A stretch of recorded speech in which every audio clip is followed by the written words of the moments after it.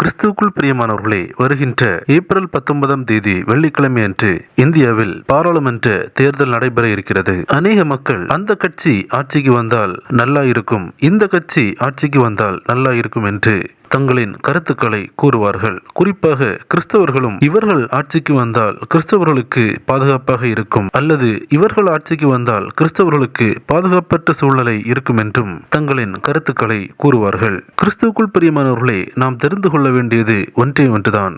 எந்த ஆட்சி வந்தாலும் யாரும் கிறிஸ்தவர்களுக்கு பாதுகாப்பல்ல. கிறிஸ்தவர்களுக்கு பாதுகாப்பு இயேசு கிறிஸ்து ஒருவரே. யாரெல்லாம் நாங்கள் தான் கிறிஸ்தவர்களுக்கு பாதுகாப்பு என்று சொல்கிறார்களோ அவர்களின் ஆட்சியின் காலகட்டத்திலேயே கிறிஸ்தவர்களுக்கு பல அடக்குமுறைகளும் ஒடுக்குமுறைகளும் நடைபெற்றுள்ளது. இன்றைக்கு அநேக கிறிஸ்தவர்கள் தேவனை மறந்துவிட்டு அவர் வந்தால் நல்லா இருக்கும், இவர் வந்தால் நல்லா இருக்கும், அவருக்காக ஜெபம் பண்ணுங்க, இவருக்காக ஜெபம் பண்ணுங்க என்று தங்களின் கருத்துக்களை கூறுவார்கள். கிறிஸ்துவுக்குள் பிரியமானவர்களே, பரிசுத்த வேதாகமம் என்ன சொல்கிறது என்றால், அதிகாரங்கள் தேவனால் உண்டாயிருக்கிறது. பூமியில் ராஜாக்களை தள்ளி ராஜாக்களை ஏற்படுத்துகிறவர் ஆண்டவராகிய இயேசு கிறிஸ்து மாத்திரமே.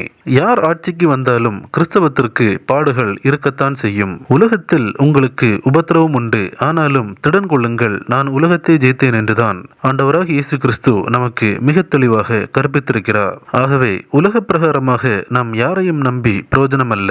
நாம் உலக வரலாற்றை எடுத்து பார்த்தால் எல்லா நாடுகளுமே கிறிஸ்தவத்திற்கு ஏறக்குறைய எதிராகத்தான் இருந்திருக்கிறது. ஆனால் அவை எல்லாவற்றையும் கடந்துதான் கிறிஸ்தவம் இன்றும் வளர்ந்து நிற்கிறது. அதற்கு காரணம் ஆண்டவராகிய இயேசு கிறிஸ்து ஒருவரே. இயேசு கிறிஸ்துவின் பாதுகாவல் இருக்கும்போது கிறிஸ்தவத்தை யாராலும் அழிக்க முடியாது. ஆகவே கிறிஸ்துவுக்குள் பிரியமானவர்களே, வருகின்ற ஏப்ரல் 19ஆம் தேதி வாக்களிக்க செல்லும் போது ஜெபித்துவிட்டு செல்லுங்கள்.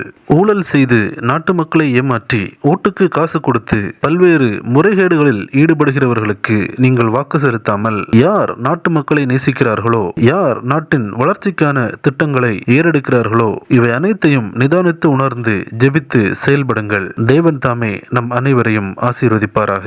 ஆமென். கிறிஸ்துவுக்குள் பிரியமானவர்களே, இந்த தகவலை தவறாமல் உங்கள் நண்பர்களுக்கும் பகிருங்கள். எங்களோடு இணைந்து பயணிக்க இந்த சேனலை சப்ஸ்கிரைப் செய்து கொள்ளுங்கள். தேவன் தாமே உங்களை ஆசீர்வதிப்பாராக.